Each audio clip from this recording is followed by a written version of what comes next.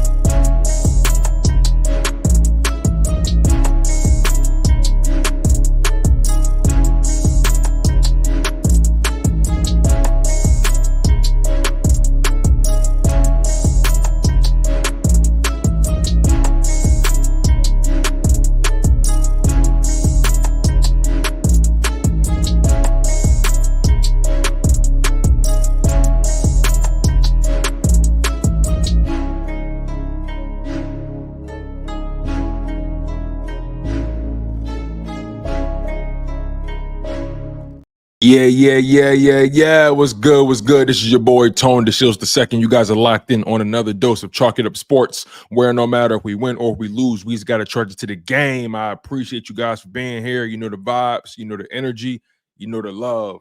And I definitely appreciate the love, man. You guys have been locking in on the content. You've been subscribing, hitting that like button. You've been engaged with the with the merchandise and the giveaways, and we've been going back and forth on Twitter and in the comment section.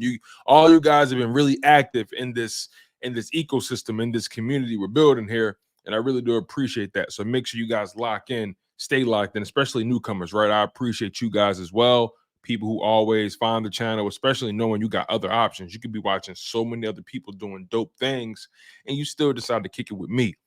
That goes a long way, and I don't take that for granted. On top of that, you guys, you know the vibes. You know the show is available not only on YouTube, it's also available on Spotify and Apple Podcasts. You want to continue to support Chalk It Up Sports. You want to continue to get your Eagles dose any way you can. And I'm making sure I give you guys plenty of options. We are also live, not just on YouTube. We are live streaming from Twitch right now. We are also live streaming from my Facebook. And after the fact, if you missed the live stream, go check it out on Spotify. Go check it out on Apple Music or Apple Podcasts, rather. And even check me out on YouTube, man. Double back. All the content is here. You guys have options, nonetheless. Okay, let's get into it, y'all. So the Philadelphia Eagles, they're coming off of their Sunday afternoon win against the New York Giants. They beat them 28-3. This week, they have the Cincinnati Bengals on the road, so that's going to be an interesting game. We know the Bengals, they have that quarterback in Joe Burrow who does great work. They have Jamar Chase, T. Higgins. They even have a running back that's starting to come along, Chase Brown, who is, ironically, Sidney Brown's twin brother. So, that Bengals game is going to be something to watch. I can't wait to talk about that with you guys. We're going to talk about that as the week progresses. I'm still in that pocket of the Giants. I still want to talk about that a little bit more. Let's kind of bridge the gap here from week 7 to week 8. And I think we can do that by first starting this conversation with the Philadelphia Eagles identity. Now, that's kind of been the conversation over the past several weeks, right? What's this Philadelphia Eagles team going to look like, right? When you add Saquon Barkley, what's the identity? What are you trying to accomplish?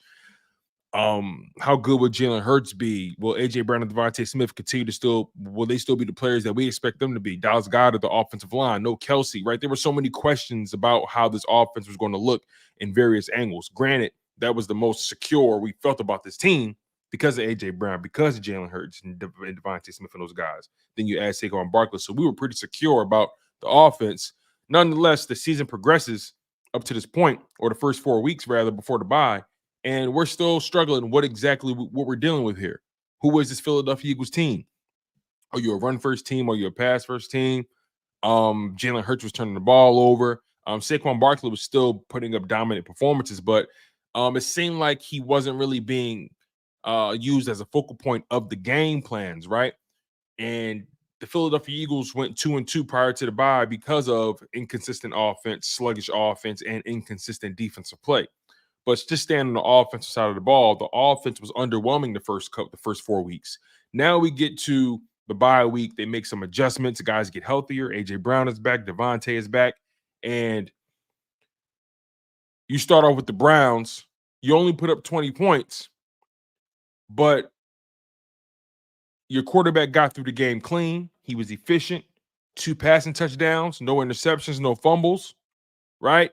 So that was a step in the right direction, at least for your quarterback. Your defense has a pretty solid game, gets 5 sacks on Deshaun Watson, right? You tried to feed Saquon Barkley. It didn't seem as intentional, but he still had 18 touches, and the Browns just did a good job defending him. But still, there was a clear difference in how they used Barkley in that Giants game versus the Browns game. So again, post-bye, we're seeing this team starting to make the necessary adjustments so A, your quarterback can stay clean and play efficient, and 2, you can get your running back and offensive line involved in the game plan. So now we get to the Giants game, and again, in that Browns game, they ran the ball more than they passed it. I think Hurts only threw the ball like 25, 24 times, I think. And or maybe 20 times, I can't remember. And then in that Giants game, he only threw the ball 14 times. So they've cut down on the pass attempts. They've elevated their rush attempts. They've been more intentional with getting Saquon Barkley involved. Even Kenny Gainwell, they've been much more intentional these past 2 weeks. The defense is playing better. So now you're seeing the identity starting to take shape for this team, right? You're going to be a run first team right now that plays solid defense. You're asking your quarterback to make key throws. You're asking your quarterback to be efficient. You're asking him to move the chains, right? One thing I want to talk about with this team also was the third down inefficiency, especially over the past couple weeks. Third down was really bad for us. Was really bad for the Philadelphia Eagles in that Giants game. Even through the offense being pretty explosive in the run game, you still saw inefficiencies on third down. The Philadelphia Eagles got a lot of their stuff off of big plays, explosive plays. Obviously, Saquon Barkley, AJ Brown, those guys pretty much ruled the day. But I like this version of the Philadelphia Eagles right now. For right now, right? I like this. I like this Eagles team that's being physical in the trenches, leaning on Saquon Barkley in the run game, limiting Jalen Hurts' turnover-worthy plays. For a guy who's coming off of having a turnover-riddled 2022 campaign or 2023 campaign and the first 4 games of the season, you needed to dial back. You needed to dial it back just so he can shake that turnover bug. I've seen the Bills do unique things. Actually, let me not say unique. I've seen the Browns alter their whole game plan because their goal is to limit the turnovers by Josh Allen so he can sort of curve that appetite to be risky, right? Last year, I think they fired Ken Dorsey and they elevated Joe Brady, and you saw them running the ball more. You saw his pass attempts going down, right? And look, I'm not comparing Josh Allen and Jalen Hurts. They're 2 different quarterbacks. They play differently. But I think when your quarterback is going through turnover issues, you have to do everything possible to rehab that, right? And you can remedy that by altering your game plan, being a little bit more run heavy, adding play action, right? Which is going to open things up, which is going to keep the defense off balance. I feel like that's the game plan for right now. That's how you get Jalen Hurts back on track, and he's trending in the right direction. Again, I like this identity for now, but as you get deeper into the season, in the playoffs, right? The more physical teams are going to win football games. The teams that can handle the cold weather are going to win football games. The teams that can convert on third down are going to win the football games. The teams that can dominate in the 2-minute and in the 4-minute, they're going to win the football games, right?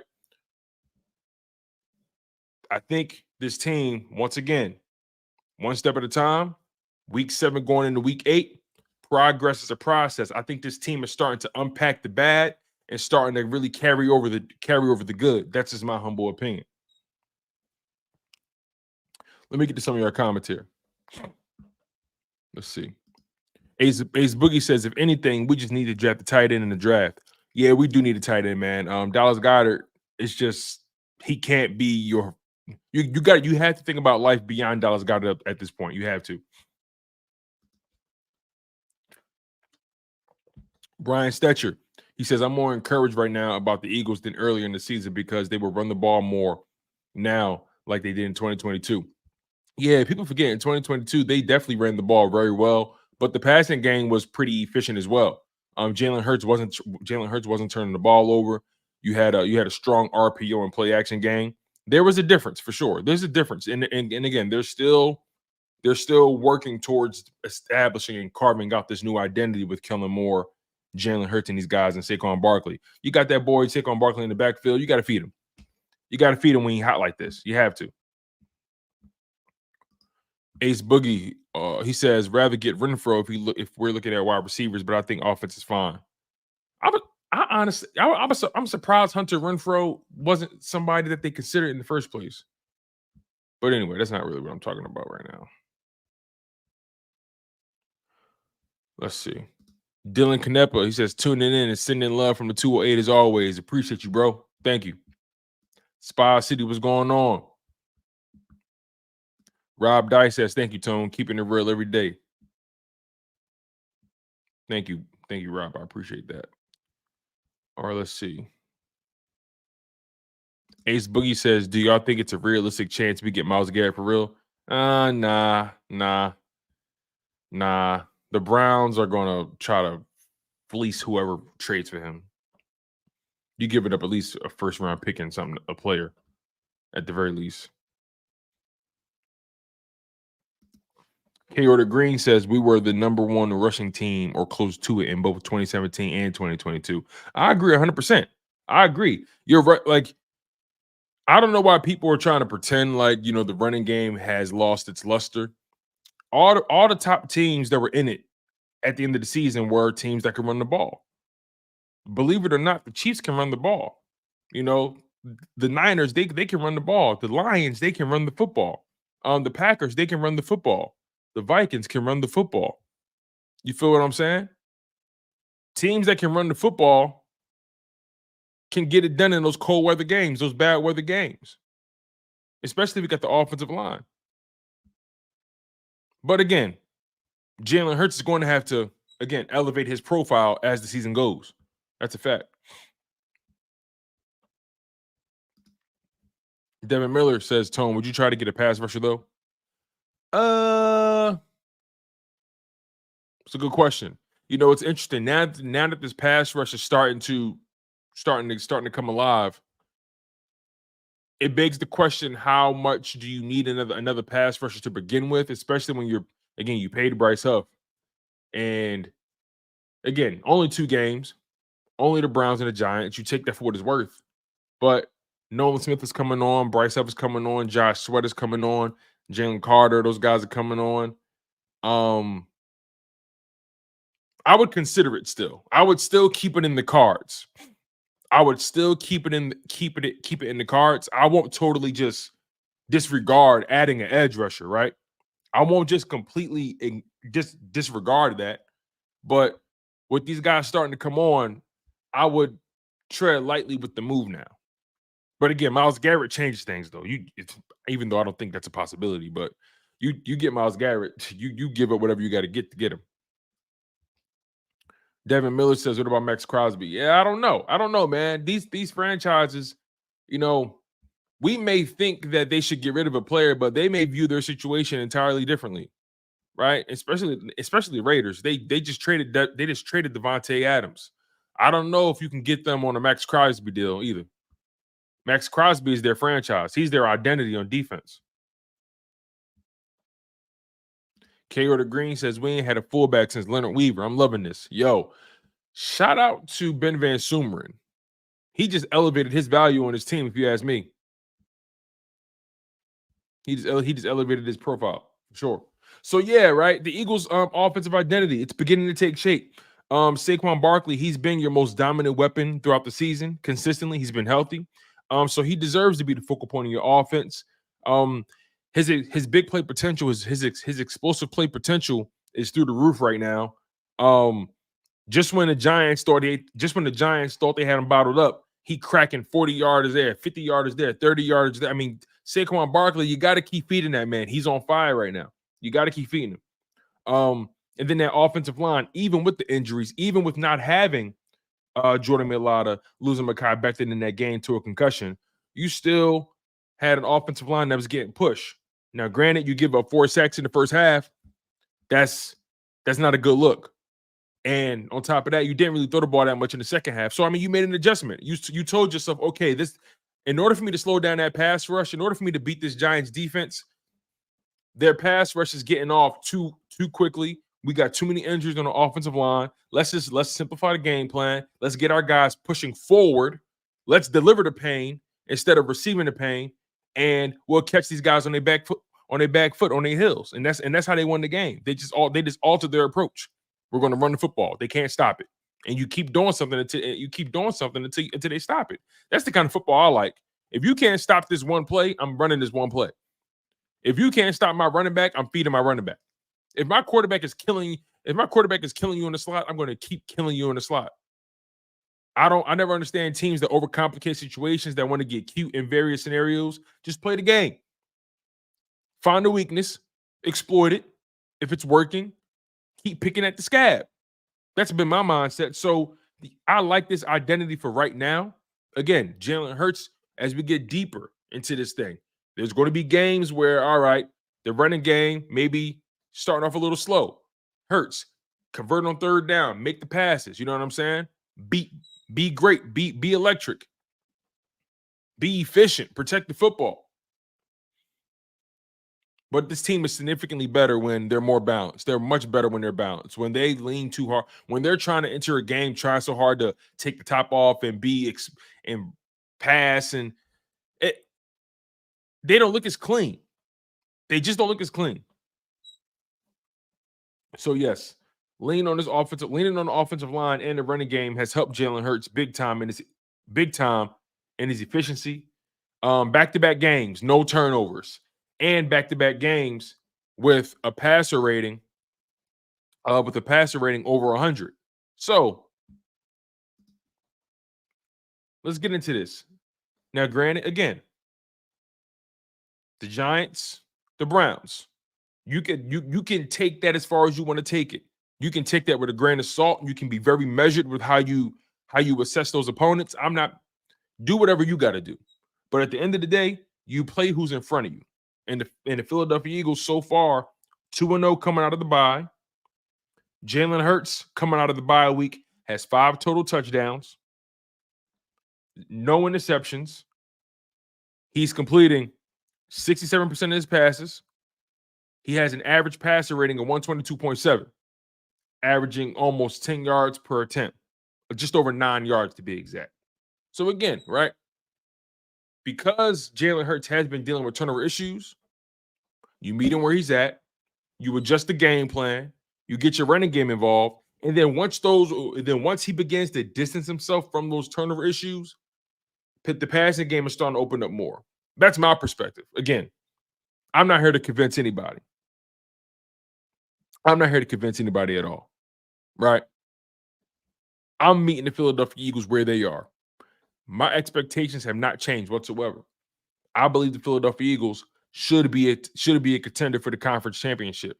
I believe the Philadelphia Eagles should be a contender for the Super Bowl, but they have not proven that yet. They're not there yet. I'm not going to lie to the public and say the Philadelphia Eagles today are Super Bowl contenders. They are not. They're not. Are they contenders for the conference today? Yes. I would still say that. Because I don't think anybody has separated themselves wholeheartedly. If there's one team that I believe is beginning to separate themselves in the conference, I would probably say the Lions. The Lions. That was a really good win against Minnesota. They've been really, really efficient, and they've been dominant in both the run game and the pass game. That David Montgomery, Jahmyr Gibbs combo is deadly. Amon-Ra St. Brown and Jared Goff, the chemistry is definitely top tier. So I think the best team in the conference right now, you have to give it to the Lions. And then the best team in the AFC right now looks like the Ravens. But other than the Lions, I don't really see anybody in this conference who has wholeheartedly separated themselves. And we're at that point in the season where nobody really can or really has separate themselves. They're not like there aren't many teams that can do it this early. If I had to pick a team, I'd pick the Lions. But I don't think anybody is head and shoulders above anybody right now. Still too early in the season to just say that, for me at least. But right now, the Lions and the Ravens are the two best teams in the NFL right now, if you ask me. I know the Chiefs are 5-0 or 6-0, whatever it is. I get that. But they look funny. They look funny to me. But I'm not worried about them. But they look a little off right now. They're not playing like the best team in the NFL. But again, they have the best record. So that counts for something. That counts for something.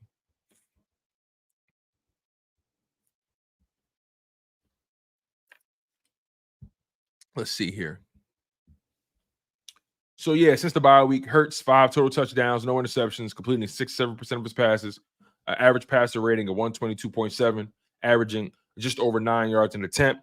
Granted, the Browns and the Giants, you can put whatever value you want to put on that.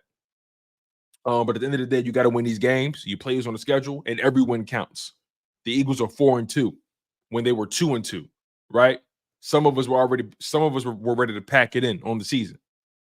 You got to take these wins, and they got the dominant win at that. That's something we was looking for, a dominant win. And a lot of people are going to try to take this away from you, right? A lot of people are going to try to say it's the Giants. The Giants have been a top 10 defense leading up to that game. They lead the league in sacks.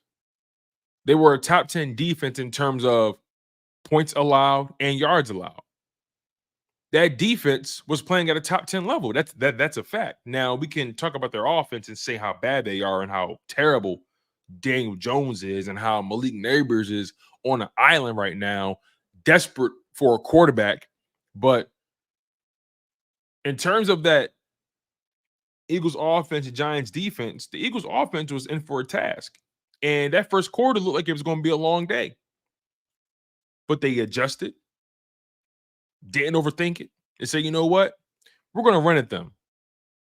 We're going to see if they're as tough as they say they are. And you put up over 200 rushing yards on them, damn near 250. How many rushing yards was it? Like 250? You put up over 250 rushing yards on them. And your quarterback has 3 touchdowns. Saquon Barkley gets his revenge. Your defense gets 8 sacks. Right? You gave up 4 sacks in the first half, but you adjust. And you neutralize their superpower. And you win the football game. Simple as that. Simple as that. You know what I want to see more as this identity continues to get carved out? I want to see more Jalen Hurts and Saquon Barkley under center. I want to see more ace formation, more more pistol. I like that, man. I like that. I really do believe that Jalen Hurts and Saquon Barkley under center can really take this offense to another level, because so often teams are game planning and seeing Jalen Hurts in shotgun. They're game planning for the RPO, right? I think this team can be way better if we incorporate more plays under center with Jalen Hurts. Now, is it a comfort issue? Is that why we don't see it enough? We can argue about that to the cows come home, but Jalen Hurts has to understand that in order to get comfortable, you got to get uncomfortable. In order to get better, you got to get uncomfortable. And I think he needs to spend more time under center. I think he does. The best quarterbacks play under center. The best quarterbacks can do it all. Under center, shotgun, pistol, whatever it is. He has to get out of his own way and get more comfortable in the center. Now, again, I don't know for a fact that he's uncomfortable with that. I don't know that for a fact. but you see him in shotgun a lot. That has to do something with comfort. So I like this Eagles offense playing under center with Jalen Hurts and Saquon Barkley. The running back just runs better out of the running back just runs better. And you saw Kenny Gainwell benefiting as well. On top of that, with this identity, you're running with a purpose now. As much as Saquon Barkley has been dominant, I don't think we can say definitively that they've been running the ball with intention. And you saw in this Giants game, when they run the ball with intention, when they make it a point that we're going to impose our will on you, you see the Philadelphia Eagles dominate. You see the Philadelphia Eagles win the football game. You see that. Let me get to some of your comments here. Thank y'all for tuning in. Make sure you guys smash that like button. Make sure you guys are subscribed to the show. Joshua Mullen says, Tone, I think this Bengals game will be a high-scoring game because their defense is not good at all, but they do have Joe Burrow. Right, here's the thing, right? Their defense is not good at all, right? I think our defense is better than theirs. And with the Eagles defense starting to come along, right? If the Eagles defense can give Joe Burrow a hard day, I'm not saying that they're going to shut down Joe Burrow. Joe Burrow is still going to have scoring drives in this game. But if this defense can give Joe Burrow a hard way to go, and the Eagles execute on offense, I think the Eagles win that game by 10 points. I don't have a score prediction yet, but if the defense can continue to play as well as they have been, if this defense can continue to keep the pressure on the way they have, I think the Eagles can beat the Bengals by 10 points because that Bengals offensive line is Swiss cheese, and they don't have a defense, and their running game is very inconsistent. That's just a fact. Now they're starting to come along. They're desperate for wins. I think right now the Bengals are 3-4, so they need wins. They know they can't afford to lose games. So you're running up against a desperate Bengals team who's desperate to get over 500. As of right now, I believe they're 3-4, under 500, and knowing that they're going to come ready to play, and they're home as well. So it's going to be it's not going to be easy. It's not going to be easy, but if you lean on that running game, I think you can impose your will on that Bengals defense, and I think our defensive line can definitely take advantage of that offensive line. But Joe Burrow, he's a tactician. He's going to get the ball out of his hands fast. He's going to. Keisha White says the under center is a coaching call, and because the coaches have done it enough, that's why we haven't seen it enough. Yeah, but also coaches, what they do is they carve out game plans based on your comfort level too. They spend a lot of time in these offseason figuring out what players are comfortable with, and for the most part, you don't usually see things being done that players are uncomfortable. You don't see things happening in the game that makes a player uncomfortable, unless the opposing team is doing something to make them uncomfortable. But it's in the coach's best interest. It's in a quarterback's best interest for that coach to do whatever it takes to make his quarterback comfortable. And when you see Jalen Hurts in shotgun primarily at the time, that means he's comfortable doing that. And we've seen him under center here and there, not consistent enough. So I think after these past two games, especially after this game, you have to consider using him under center significantly more. It'll just open up a whole nother type of passing game for you in the play action. Let's see. Joseph says we got to outscore the Bengals. Yeah, I agree.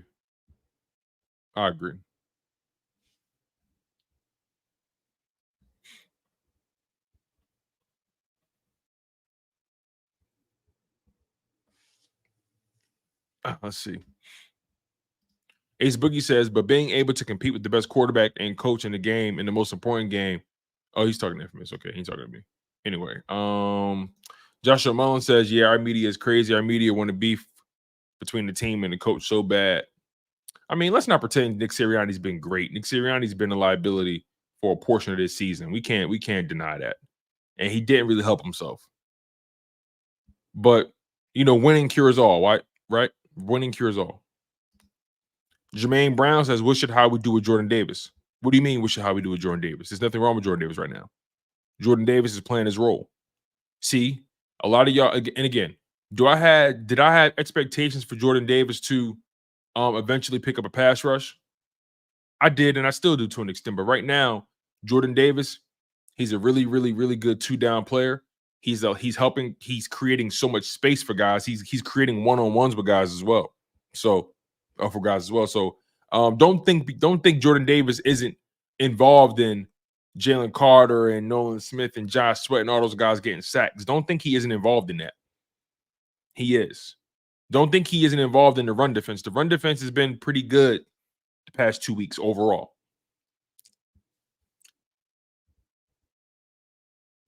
Ace Boogie says, I feel like our defense can stop the Bengals. We good. We can pressure him and people sleep on our secondary. Yes, our secondary is significantly improved. Our defensive line is trending in the right direction. Linebacker play has been fascinating to watch. Zach Bond has been very consistent. Nakobe Dean has been has given you good games, mediocre games, bad games. But he's continuing to press and keep one foot in front of the other. That's one thing I will give Nakobe Dean credit for. He's not just laying down to die. He's trying to affect the game.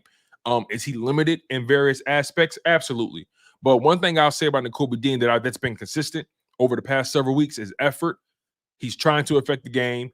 Multiple games where he's led the Eagles in tackles. Coming off of a game, having 2 sacks.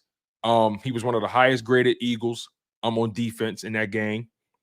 You know, he's a high effort player.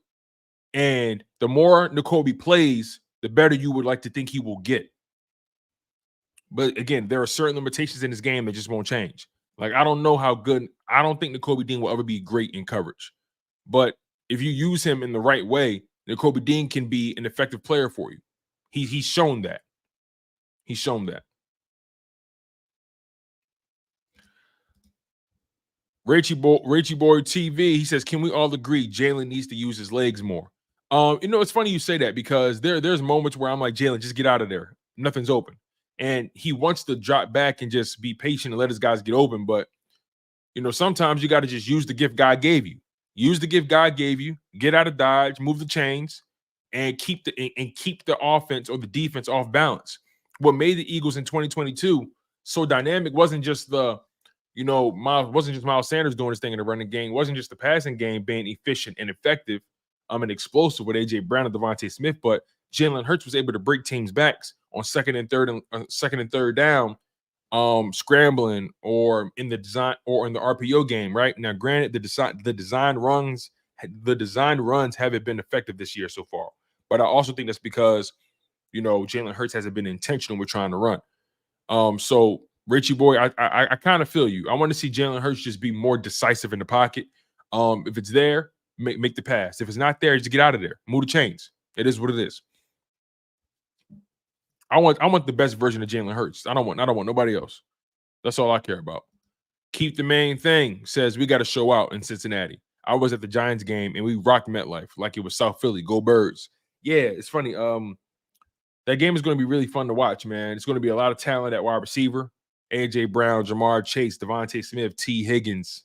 It's going to be a lot of talent on that football field. Saquon Barkley, Joe Burrow, Jalen Hurts. It's going to be a fun game. It's going to be a really, really, really fun game.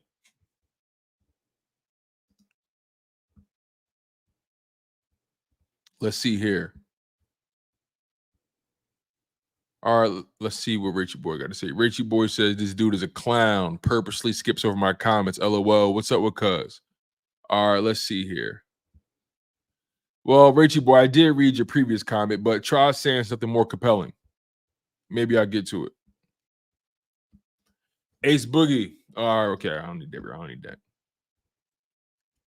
Ken Mills says, what's up with Milton Williams? Oh, and by the way, Rachie, if you really want your comment to be read, why don't you pay for it? Ken Mills says, what's up with Milton Williams? What do you mean what's up with him? Milton Williams is playing. He's playing well. He's playing well. Maybe he didn't get the sacks, but he's creating pressure. He's getting around. He's good in the run game. Milton's been all right. He's been solid. He's been solid for sure. He's been graded pretty highly in damn near every game. Philly for life. He says, "What up, Tone? Pray all is well." He says, "Not worried about too much. Just 1, need faster starts. 2, run more. 3, spread the ball a bit more. 4, start creating takeaways on defense. Yeah, we need more takeaways. We're dead last in the league in takeaways. You're right. We do need faster starts. The first quarters have been a snooze fest. Running more. Yes, we got to keep that up with Saquon Barkley. I'm with you on that. Keep it up with Saquon and Kenny Gainwell. Kenny Gainwell has been running very hard. He looks like a different running back this season, playing with Saquon Barkley.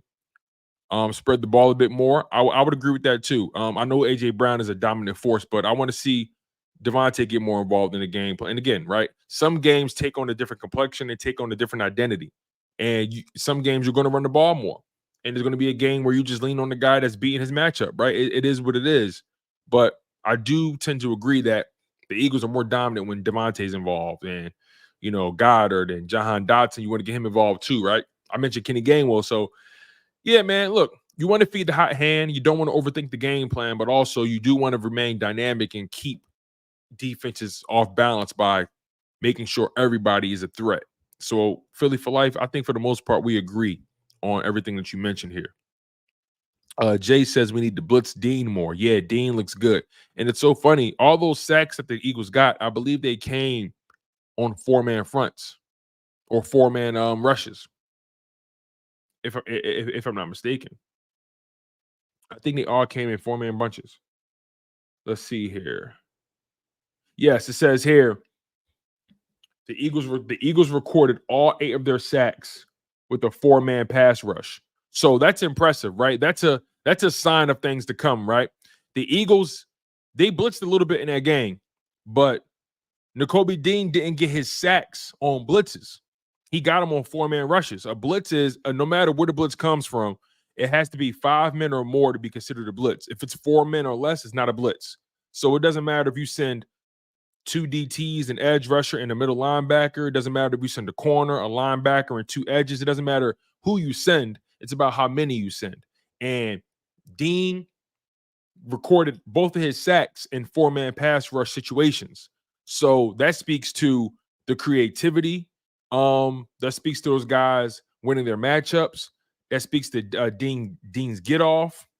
That speaks to Vic Fangio creating confusion for the quarterback at the line of scrimmage. But I wouldn't. Again, I'm not opposed seeing Dean being blitzed. In the 5-man pass rush either. I'm not opposed to that. He knifes through. He's fast. Let's see. Jermaine Brown says Jordan Davis was drafted for 2 downs. No. You definitely want him to start. You definitely want 3 downs out of Jordan Davis. That's what you want. Don't get me wrong. That's what I want. But when you got Moro Ojoma playing the way he's playing, you got Milton Williams making an impact like that, Jalen Carter, and you got Thomas Booker making an impact. When you got so much depth at DT, you want to keep those guys fresh. So if I can have a fresher, more explosive Jordan Davis for the entirety of the season, as long as I rotate him with Thomas Booker or rotate him with Milton Williams or whatever it may be, I'm going to do that. I want all of these guys fresh. The Eagles are deep at D tackle. So if you want a fresher Jordan Davis, if you want a more impactful Jordan Davis, hey, Thomas Booker, Moro Ojoma, Milton Williams, those are your guys right there. They taking pressure over Jalen Carter and Jordan Davis.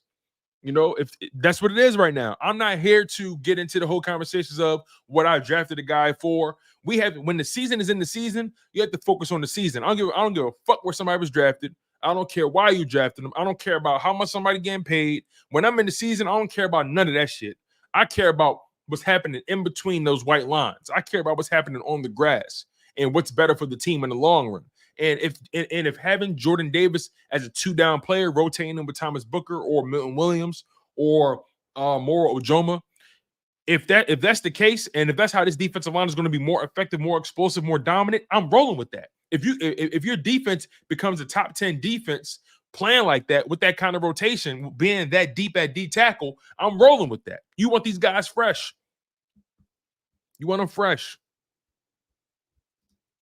Dominic Fowler said this at the beginning of the season. If the defense can just be middle of the pack, we'll be good this year. Well, again, the defense has moved into the top 10 in various categories, right? I think the defense has moved into the top 10 in terms of points allowed, yards allowed. You know, this defense is trending in the right direction. Now, again, Browns, Giants, you put whatever value you want to put on those wins. Me, I'm taking them.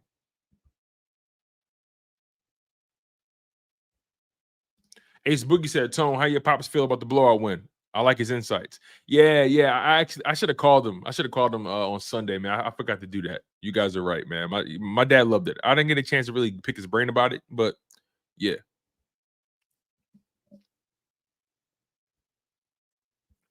Let's see. Crucial says the Bengals D tackles are back. Saquon could be slowed down. Could. It's a possibility for sure. Definitely a possibility. Phrase TV says Huff made me proud. Yeah, man, he made me proud too, man. He made me real happy. We're gonna get out of here pretty soon, you guys, though. Let me see. Yeah. All right. Yeah, Huff made me proud too, man. Keep the main thing. Said Joe will throw a pick or two. We'll see, man. We'll see. We'll see. Joshua Moan says, I don't know if I like Cooper DeJean returning the ball because we need him more as a defensive player than a special teams player. Yeah, you know what's so funny? I don't get me wrong. I like saying Cooper DeJean return though. It was pretty cool. I like saying it because he was pretty explosive back there, and he was like a pinball. Like he was just all over the place. But to your point, yeah, I think it's from a health perspective and maximizing a guy's motor. I would definitely like to see Cooper DeJean just stick in the defense and put Britton Covey back there to take that pressure off. Yeah. But again, man, seeing Cooper DeJean back to return is pretty cool too. Crucial says it might really be a defensive game. It's possible. Jay says Vic Fangio has really stepped it up. The defense creativity has increased and over the past 2 weeks, and I think it'll keep getting better. Yeah, I agree, man, 100%. It has gotten better.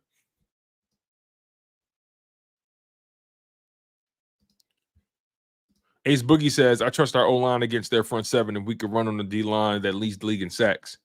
Yeah, well, I mean, the pass rush is different than run defense. So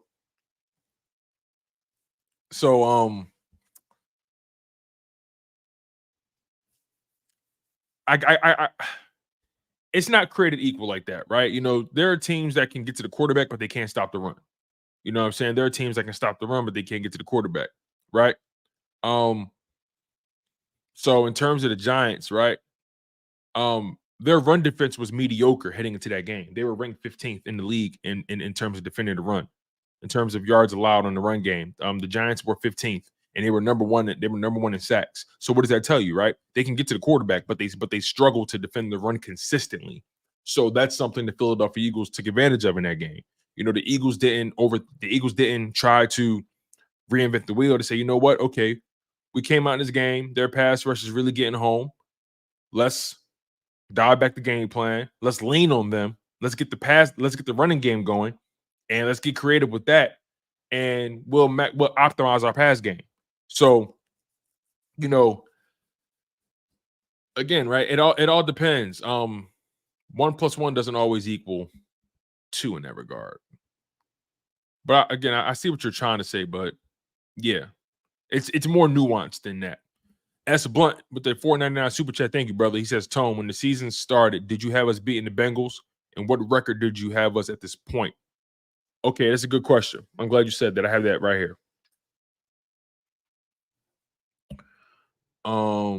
So man, you know what's funny? Up to this point, S Blunt, and we're gonna get out of here after this. Up to this point, prior to the season, and again, I wrote this. This is old. I wrote this down on May 16th, 2024. May 16th. So this is what, 5 months ago? Just over 5 months ago. I had us beating Green Bay, beating Atlanta, beating New Orleans, beating Tampa, beating Cleveland, beating New York. So up to this point, I had us at 6-0. Up to this point. I didn't expect us to lose to Atlanta, and I didn't expect us to lose to Tampa Bay the way we did. I had us at 6-0 up until this point, and I had us losing to Cincinnati, actually. I had us taking our first loss against the Cincinnati Bengals, but clearly this path has changed. So the Philadelphia Eagles right now they are 4-2. They're 4-2 at the point where I had them 6-0. Still not bad though. 4-2 is not bad. You've been dealing with injuries. Your defense has been trying to figure out its identity. The offense has been trying to figure out its identity. You're trending in the right direction, all things considered. You're 4-2, and you play Cincinnati. Before the season, I had us losing that game. I got us winning that game now. All right. So I appreciate you guys for locking in on the content. Make sure you guys smash that like button. Make sure you guys are subscribed to the channel. I really do appreciate y'all. It goes a long way with me. I'm going to get out of here. Your Philadelphia Eagles, they are 4-2. We have so much more football to get into as the week progresses. Tomorrow, you guys are going to see me for a doubleheader. We're going to be live around 3 p.m. We're going to be live at 4 p.m. Eastern, and we're going to be live again. I want to say at 7:30, almost 8 p.m. for the link up. So you guys got me for a doubleheader tomorrow. I can't wait to kick it with y'all. So make sure y'all lock in. The link up is tomorrow, featuring Simone Stanley and Laura Brunson and myself. And I'm going to give you guys another solo live stream tomorrow. So smash that like button. Make sure you guys are subscribed to the channel. I appreciate y'all. I got a lot of love for y'all. I've been your humble host, Tone DeShields II. You guys are locked in on Chalk It Up Sports, where no matter if we win or we lose, we just got to charge it to the gang. What's good, sports fans? Are you ready to elevate your live entertainment experience? Well, let me introduce you to SeatGeek, an amazing platform that connects you to your favorite events while saving you money. With SeatGeek, you can easily find tickets for sports games, concerts, and so much more, all in one place. The interface is user-friendly, making it simple to browse and compare prices. And one of the best features is the interactive seating chart. You can see exactly where you'll be sitting and how much you'll be spending, ensuring you get the best value for your money. But here's the best part. Check this out. By using my promo code, Chalk It Up Sports, you can enjoy a one-time $20 discount on your first SeatGeek order. That's right, $20 off your first SeatGeek order. Imagine catching that thrilling game or concert without breaking the bank. It's a win-win situation. Plus, you'll be a part of a community of fans who eat, sleep, and breathe live events just as much as you do. So what are you waiting for? Click the link in the description to download the SeatGeek app today. And don't forget to use my promo code, Chalk It Up Sports, for a one-time $20 discount on your first SeatGeek order. Get excited. Now let's get back to the show.